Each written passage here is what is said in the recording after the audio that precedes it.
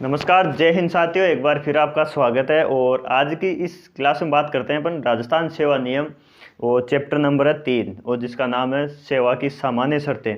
अध्याय नंबर 3 के अंदर रूल नंबर 8 से लेके और 23 तक दिए गए हैं। उसके अंदर जो अपन कीवर्ड हैं याद करने का जो तरीका है वो देखेंगे और जल्दी कैसे याद हो सकता है। अगर आपने याद कर रखा है तो आप रिवीजन करोगे तो रिवीजन के तौर पर ये क्लास रहेगी।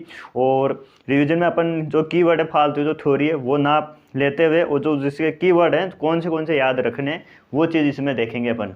और साथ में एग्ज़ाम डेट फिक्स है ही, मैं भी साथ में उसी की तैयारी कर रहा हूँ। तो मैंने भी ये सोचा है क्यों ना अपन जो पढ़ रहे हैं वो साथ में शेयर भी किया जाए। और मेरा तो साथ में अपन रिवीजन करते हैं या फिर किसी को समझाते हैं तो वो चीज़ें और क्लियर हो जाती हैं। तो उसी में ध्यान में रखते हुए नियम नंबर मैंने 8 लिया है। और 8 का है उसमें 8 नियम नंबर 8 है प्रोफेशनल ट्रेनिंग बोलते हैं इंग्लिश के अंदर, और हिंदी के अंदर है इसका नाम परिवीक्षाधीन प्रशिक्षणार्थी। तो इसके अंदर नियम नंबर 8 है जिसको एक तो है कि नाम याद रखना है प्रोफेशनल ट्रेनिंग या परिवीक्षाधीन प्रशिक्षणार्थी। अब इसमें यह है कि ये जारी कब हुआ था और ये जारी कब किया गया था। तो ये जारी किया गया था 23 मार्च। एक तो ये डेट याद रखनी है 2006 से ये जारी हो गया था। एक डेट तो ये याद रखनी है नियम नंबर 8 में। फिर इसमें है कि ये लागू कब हुआ था। तो ये लागू हुआ था 20 जनवरी 2006 से ये लागू हो गया था। फिर इसमें बात करते हैं कि जो प्रोफेशनल ट्रेनिंग के अंदर जो नियुक्ति होती है तो वो उसके अंदर क्या मिलता है, वेतन मिलता है, क्या मिलता है। तो उसके अंदर फिक्स मिलता है 2 वर्ष तक फिक्स मिलता है इसके अंदर। फिर बात करते हैं अवकाश, कौन से अवकाश दे इन 2 साल के अंदर। तो इसके अंदर 3 अवकाश मिलते हैं। तो मातृत्व अवकाश मिलता है, एक पितृत्व और एक होता है 15 आकस्मिक अवकाश। 15 आकस्मिक अवकाश मिलते हैं। और फिर बात करते हैं कि अवकाश 3 हो गए, मातृत्व पितृत्व। 15 आकस्मिक अवकाश मिलते हैं 1 साल के अंदर, वो कोई भी ले सकता है, किसी को भी मिल सकते हैं। बात करते हैं कि एमबीबीएस लिखा है। एमबीबीएस का मतलब क्या है कि जो भी एमबीबीएस जो डॉक्टर होते हैं उनको 1 साल तक ही प्रोफेशनल ट्रेनिंग होता है। अब 1 साल कब लागू, पहले 2 साल था लेकिन ये 1 साल कब से लागू हुआ था, ये डेट इसकी इंपॉर्टेंट है। और ये थी अपनी डेट 3 जुलाई 2014 से। 3 जुलाई डेट याद रखनी है, ये 3 जुलाई 2014 के बाद में जो भी डॉक्टर हैं एमबीबीएस कर रहे हैं अगर वो जॉब लग जाते हैं गवर्नमेंट तो उनको 1 साल तक ही उनका प्रोबेशन पीरियड रहता है, 2 साल का नहीं होता है। इसी के अंदर आगे एक कीवर्ड वो लिखा है मैंने कि अनुभव। अगर ऐसी कोई वैकेंसी है जिसके अंदर पहले ही 3 साल 2 साल या 5 साल का अनुभव होता है तो वो अगर उसमें अपॉइंट होते हैं तो उसके अंदर प्रोबेशनल पीरियड नहीं होता है। और वो डेट है 23 सितंबर 2014। उसके बाद में 23 सितंबर 2014 के बाद में ऐसी कोई वैकेंसी है जिसके अंदर पहले ही अनुभव प्रमाण पत्र मांगा गया है तो उसके अंदर प्रोबेशनरी पीरियड नहीं रहता है। तो नियम नंबर 8 के अंदर कीवर्ड कौन से हैं, जारी कब हुआ था, यह जारी हुआ था 23 मार्च 2006 से। लागू कब हुआ था, 20 जनवरी 2006 से लागू हुआ था। बात करते हैं वेतन, तो वेतन इसके अंदर फिक्स मिलता है 2 साल तक, कोई भत्ता होता कुछ भी नहीं मिलता है। बात करते हैं अवकाश, ये इंपॉर्टेंट है कि इसमें कौन से अवकाश दिए हैं, मातृत्व अवकाश, पितृत्व अवकाश और 15 आकस्मिक अवकाश मिलते हैं जिसको सीएल बोलते हैं। और एमबीबीएस जो डॉक्टर हैं उनको 3 जुलाई 2014 के बाद में 1 साल का उनका प्रोबेशन पीरियड कर दिया गया। और ऐसी वैकेंसी है जिसके अंदर पहले अनुभव प्रमाण पत्र मांगा गया है तो 23 सितंबर 2014 के बाद में उनके प्रोबेशन पीरियड की कोई ज़रूरत नहीं है। फिर बात करते हैं नियम नंबर 8A नवीन नियुक्ति पर आयु। जैसे कोई भी वैकेंसी है तो सबकी अलग अलग होती है। तो फर्स्ट इसमें लिखा है कि न्यूनतम आयु कितनी हो सकती है किसी भी भर्ती के अंदर, मतलब किसी में भी नहीं लेकिन सरकारी जॉब लगने के लिए न्यूनतम आयु कितनी रखी गई है, वो है न्यूनतम आयु 16 वर्ष। सब में नहीं, अलग अलग है। और अधिकतम है 40 वर्ष। तो ये तो हो गया सीधा 40 वर्ष तक आप अप्लाई कर सकते हो। तो क्वेश्चन ये पूछ ले कि नवीन नियुक्ति पर न्यूनतम आयु कितनी है, 16, अधिकतम कितनी है, 40। ये तो हो गया सीधा सीधा। अब इसमें अपवाद है कुछ। अब जैसे अपवाद कैसे है कि महिला है तो महिला 5 वर्ष की छूट दी गई है, मतलब 40 है किसी में तो 5 और 45 वर्ष तक फिल कर सकती है। उसी के अंदर अगर आरक्षित श्रेणी जैसे रिजर्व कैटेगरी है, ओबीसी है, ईडब्ल्यूएस, एससी है, एसटी है, उनके जो पुरुष हैं उनको 5 वर्ष की छूट दी गई इसके अंदर। ये चीज़ें याद रखनी है आपको। और महिला अगर कैटेगरी की है तो उसको 10 वर्ष दी गई है, 10 वर्ष। एक्स सर्विसमैन आर्मी मैन है उनको 50 वर्ष तक वो फिल कर सकती है, 50 वर्ष, 50 वर्ष तक, मतलब कोई वैसे नहीं है 40 से तो वो 50 तक फिल कर सकते हैं। फिर है इम्पोर्टेंट कि आयु प्रमाण पत्र के लिए दस्तावेज क्या प्रस्तुत कर सकते हैं, जैसे कि अपना जो जन्म प्रमाण पत्र है, या जो अपन वैकेंसी में जब भी वो भर्ती होते हैं तो उसके अंदर कौन से हैं जन्म के लिए आवश्यक दस्तावेज, कौन से प्रस्तुत कर सकते हैं। अगर आप 10वीं तक हो, मैट्रिक हो 10, तो एक तो है कि 10वीं तक है, 10वीं की मार्कशीट ले सकते हो, या जो बोर्ड प्रमाण पत्र होता है वो बोर्ड प्रमाण पत्र ले सकते हो आप मैट्रिक। अगर मान लो ऐसी कुछ वैकेंसी हैं जिनमें 10वीं तक नहीं है तो उसमें जब दिक्कत आ जाती है, लिखा पहले, अभी तो नहीं है लेकिन पहले थी, तो उसके लिए क्या है, अगर आप नगर पालिका से हो, नगर पालिका में रहते हो तो उसका जन्म प्रमाण पत्र वहाँ से बना सकते हो। पंचायत में रहते हो तो पंचायत से जन्म प्रमाण पत्र बनवा सकते हो। या फिर जो टीसी होती है वो भी इसमें मान्य होती है। टीसी अगर 5वीं 6वीं 7वीं 8वीं 9वीं तक आप पढ़े हुए हो तो वो टीसी भी इसके अंदर काम आती है।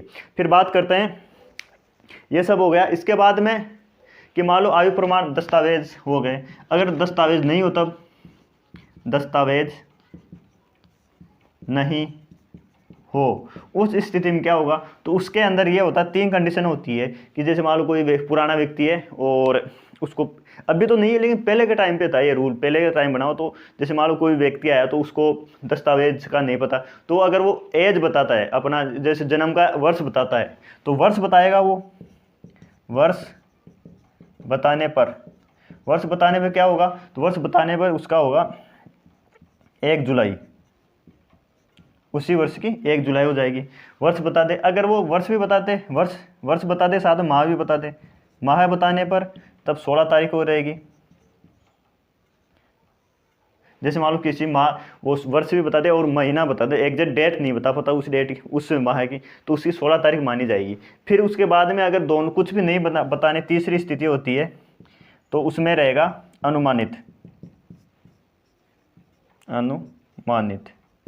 अनुमानित कैसे, जिस दिन ज्वाइन करता है, नियुक्ति के दिन, नियुक्ति के दिन से। तो ये है नियम नंबर 8, इसके अंदर अपन ने देख लिया है। इसमें 8 नंबर 1 के अंदर है नवीन नियुक्ति पर आयु क्या क्या है, न्यूनतम आयु 16 है, अधिकतम 40 है। महिलाओं के लिए क्या है, अगर अनरिजर्व है तो उसके लिए 5 साल है। पुरुष कैटेगरी, रिजर्व कैटेगरी है तो 5 साल है, महिला है तो 10 साल है, एक्स सर्विसमैन 50 है।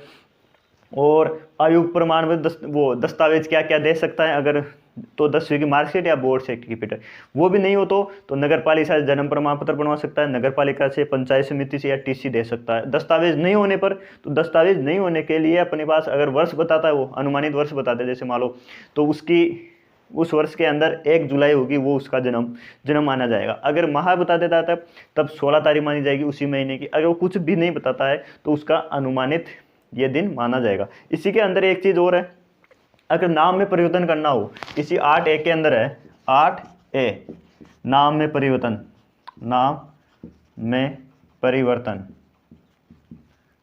परिवर्तन कैसे कैसे कर सकते हैं। वैसे तो अपन ने सुना रखा है कि जॉब लगने के बाद नाम परिवर्तन नहीं हो सकता, लेकिन ऐसी सुविधा है कि नाम परिवर्तन किया जा सकता है। तो उसी के अंदर अपन देखते हैं कि एक तो अपन को बंद पत्र जारी करना पड़ेगा, बंद पत्र बनवाना पड़ेगा, है ना, बंद पत्र बनवाना पड़ेगा। और उसी के अंदर जो अपन नियुक्ति प्राधिकारी है उससे साइन करवाने पड़ेंगे। उसके बाद में बॉन्ड पत्र, फिर 2 गवाह के साइन, 2 गवाह चाहिए उसके अंदर। फिर जो न्यूज़पेपर है, या जो न्यूज़पेपर है फ्रेश विज्ञप्ति जारी कर या नोटिफिकेशन जारी करवाना पड़ेगा। न्यूज़पेपर शॉर्ट की लिख रहा हूँ मैं, न्यूज़पेपर में फ्रेश नोट। और खुद के खर्चे पर, इतना डीपली नहीं पूछेगा कि किसका खर्चा होगा, तो खुद का खर्चा होगा। तो क्या क्या कर सकता है वो, बॉन्ड पत्र बनवाना पड़ेगा, 2 गवाह के साइन चाहिए, और जो न्यूज़पेपर है उसके अंदर सरकारी जो फ्रेश विज्ञप्ति नोटिफिकेशन आता है उसमें उसको करवाना पड़ेगा। ऐसे ही अगर अपन बात करें महिला कर्मचारी हो तब, तो महिला कर्मचारी के लिए क्या होगा, महिला कर्मचारी तब कम नाम पर कर्मचारी, तो महिला कर्मचारी के लिए क्या रहेगा, तो अगर मान लो कोई महिला कर्मचारी है, शादी हो गई, शादी के बाद में अपना सरनेम चेंज करवाना चाहती है, सिर्फ सरनेम में क्या स्थिति रहेगी, तो जो विवाह प्रमाण पत्र होता है वो बनवाना पड़ेगा, उसी से अलाउ है विवाह प्रमाण पत्र, बस विवाह प्रमाण पत्र ये हो गया। और जैसे मान महिला कर्मचारी है, विधवा हो गई या डाइवोर्स दे दिया, तो सरनेम हटाने के लिए क्या करना पड़ेगा, तो वही है कि विवाह जो डाइवोर्स वो सर्टिफिकेट बनता है या विडो का जो बनता है वो करवाना पड़ेगा। तो अब आगे चलते हैं अपन नियम नंबर 9 की तरफ, और 9, 10, 11, 12 इसके अंदर है स्वास्थ्य प्रमाण पत्र से संबंधित है, कौन जारी करेगा, इस पर साइन कौन करेगा, कौन इस पर छूट है, किन किन को ये। तो नियम नंबर 9 कहता है अपना कि नवीन नियुक्ति पर चिकित्सा प्रमाण पत्र प्रस्तुत करना, तो ये अनिवार्य है सभी के लिए। तो चाहे से कोई भी हो, अस्थायी हो, स्थायी हो, पार्ट टाइम हो, सभी के लिए चिकित्सा प्रमाण पत्र प्रस्तुत करना जरूरी है। और पार्ट टाइम कर्मचारी के लिए भी, पार्ट टाइम कर्मचारी उसके लिए भी ये जरूरी है। तो नियम नंबर 9 है नवीन नियुक्ति पर चिकित्सा प्रमाण पत्र जारी करना या प्रस्तुत करना उसके सामने, यह है। और इसके बाद में बात करते हैं अपन नियम नंबर 9 हो गया नवीन नियुक्ति पर चिकित्सा प्रमाण पत्र प्रस्तुत करना, पार्ट टाइम कर्मचारी हो या वैसे कोई कर्मचारी हो, प्रोफेशन ट्रेनी हो, उनको जारी करना पड़ेगा। इसमें नियम नंबर 10 के अंदर आता है कि किस प्रारूप में जारी करना है, किस प्रारूप के अंदर अपन को प्रस्तुत करना है, क्या कोई भी मेडिकल से अपन बनवा सकते हैं, नहीं साहब। तो इसके लिए नियम नंबर 10 दिया गया है कि निर्धारित प्रारूप में सक्षम प्राधिकारी द्वारा, निर्धारित प्रारूप में सक्षम प्राधिकारी के द्वारा। तो निर्धारित प्रारूप है, इसका एक ही प्रारूप है, जो भी वैकेंसी आती है उसी विभाग के अंदर जो वो साइड होती है उस पर अपलोड कर देते हैं। तो निश्चित प्रारूप में निर्धारित प्रारूप में सक्षम प्राधिकारी से बनवाना पड़ेगा। नियम नंबर 10 हो गया। नियम नंबर 11 है चिकित्सा प्रमाण पत्र जारी करने के लिए सक्षम प्राधिकारी कौन है। सक्षम प्राधिकारी कौन है, क्या किसी से भी करवा सकते हैं, जो गली में मेडिकल वाला या क्लिनिक वाला था उससे, वो भी डॉक्टर साहब होते हैं, उनसे बनवा सकते हैं, नहीं साहब। तो इसके लिए क्या क्या योग्यताएं बताई गई वो बात करते हैं। एक तो CHMO मतलब जिला स्तर का चिकित्सा अधिकारी होना चाहिए या उच्च शिक्षा चिकित्सा अधिकारी होना चाहिए, एक चीज़ तो ये CHMO। अगर कोई महिला कर्मचारी है तो वो महिला चिकित्सा भी बनवा सकती है, महिला चिकित्सा से भी बनवा सकती है।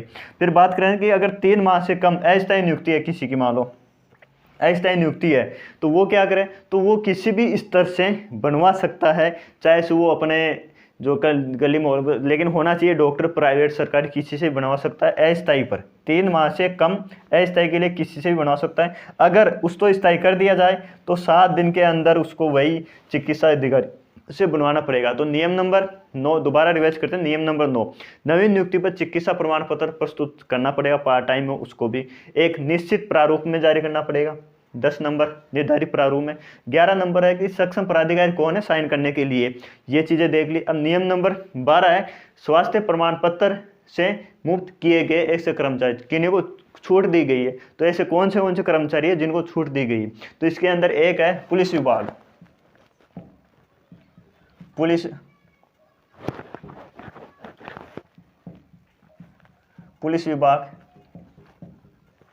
पुलिस विभाग के कर्मचारी कैसे, तो जब इनका वो फिजिकल होता है, दौड़ होती है, वो दौड़ होने के बाद में फाइनल मेरिट बनती है, तो दौड़ के साथ ही इनका मेडिकल हो जाता है। तो ये चीज़ है। तो पुलिस विभाग के कर्मचारी हो गए एक। तो एक ऐसे कर्मचारी हैं जो उच्च सेवा के अस्थायी कर्मचारी, नियम नंबर अपने उच्च सेवा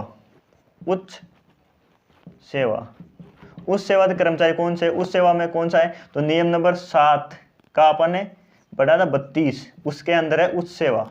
तो अगर ऐसे कर्मचारी जो उस सेवा से संबंधित है और उनको अगर 3 माह तक नियुक्त किया गया, तो उस सेवा के कर्मचारी जिनको 3 माह के अंदर 3 माह से कम के लिए लगाया गया है, तो उनको कोई स्वास्थ्य प्रमाण पत्र प्रस्तुत नहीं करना है। तो 3 माह से कम नियुक्ति हो तो उनको छूट दी गई है। बात करते हैं उस चतुर्थ श्रेणी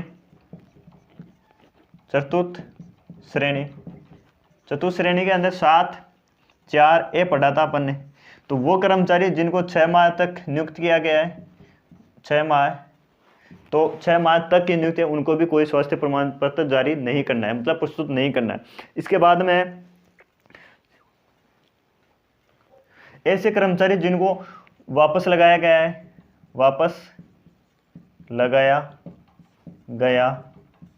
है, तो जिनको वापस लगाया गया है उनको भी कोई स्वास्थ्य प्रमाण पत्र प्रस्तुत नहीं करना है। इसके बाद में शारीरिक रूप से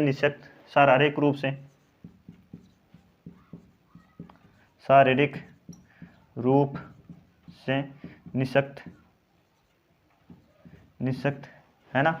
अब ये तो हो गए इसमें जो जिनको छूट दी गई है, लेकिन इसके अंदर कुछ अपवाद है कि उनको प्रस्तुत करना ही पड़ेगा। 2 अपवाद है, 2 कौन से हैं? जैसे मान लो किसी ने त्याग पत्र दे दिया साहब, इसमें तो वापस बुलाया गया, उसने उसी सेवा समाप्त वो सर्विस पूरी हो गई, पूरा मतलब उसने वो पेंशन वो उस पर आ गया, तो वापस अगर ले रहा है तो वो उस पर नहीं होगा। लेकिन किसी ने त्याग पत्र दे दिया तो उसको करना पड़ेगा। तो त्याग पत्र के पश्चात वापस करता है तो त्याग पत्र के पश्चात, अगर त्याग पत्र देने के बाद वापस अगर वो ज्वाइन करता है तो उसको बनवाना पड़ेगा। एक होता है स्थानीय निधि, नियम नंबर 18 में पढ़ा था अपने, स्थानीय निधि के कर्मचारी, उनको भी स्थानीय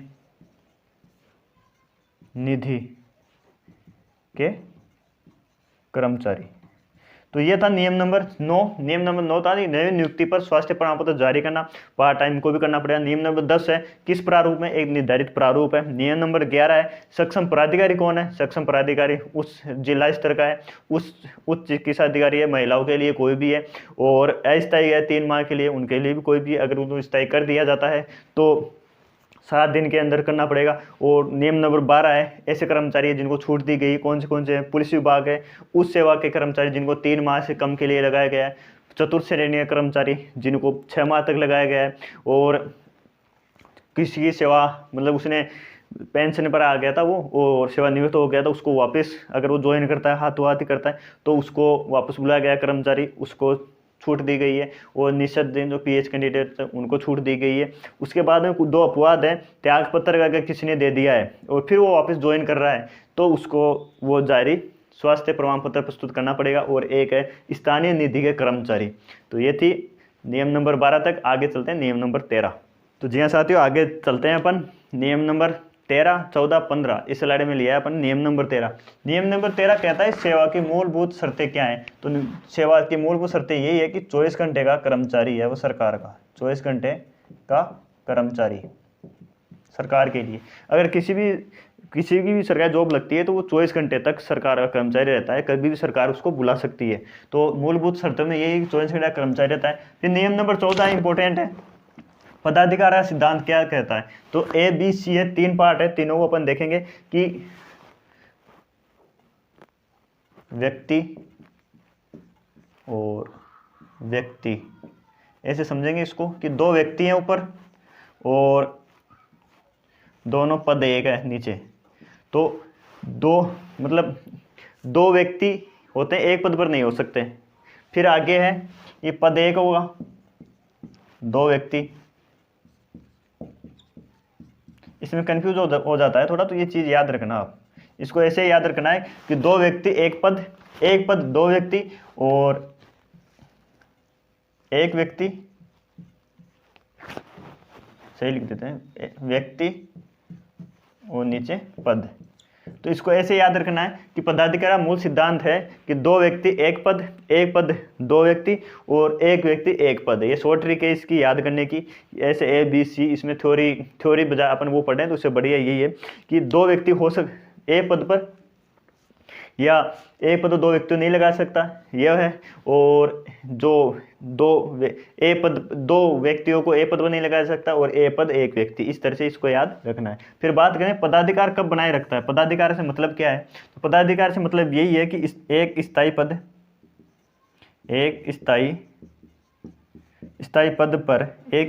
पर